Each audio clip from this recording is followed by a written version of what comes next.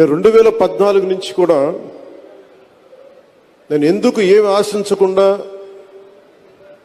గౌరవ ముఖ్యమంత్రి శ్రీ నారా చంద్రబాబు నాయుడు గారికి మద్దతు ఇచ్చాను 2014 నుంచి. అంటే మన దగ్గర సత్తా లేనప్పుడు, అది ప్రజలకి ఉపయోగపడే సత్తా కానీ, బలం కానీ, సమర్థత, తెలివితేటలు, ప్రతిభ ఒక నాయకుల దగ్గర ఉన్నప్పుడు అది ఓట్లు చీలకుండా అది ఇస్తే అది ప్రజలకి బలం అవుద్దని 2014 నుంచి నేను అదే పని చేశాను.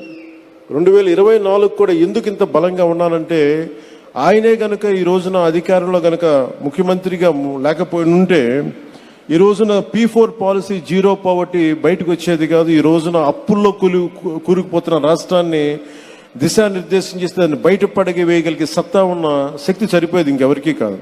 అందుకని మనస్ఫూర్తిగా కూటమికి, ఎన్డీఏ కూటమి నాయకులుగా, తెలుగుదేశం జాతీయ పార్టీ అధ్యక్షులుగా సమర్థవంతంగా కష్టాల్లో ఉన్న రాష్ట్రాన్ని మా అందరికీ మార్గదర్శకత్వం వహిస్తూ ముందుని నడిపిస్తున్న శ్రీ గౌరవనీయులు శ్రీ ముఖ్యమంత్రి శ్రీ నారా చంద్రబాబు నాయుడు గారికి ప్రత్యేకంగా ధన్యవాదాలు, కృతజ్ఞతలు, నమస్కారాలు తెలియజేసుకుంటాను.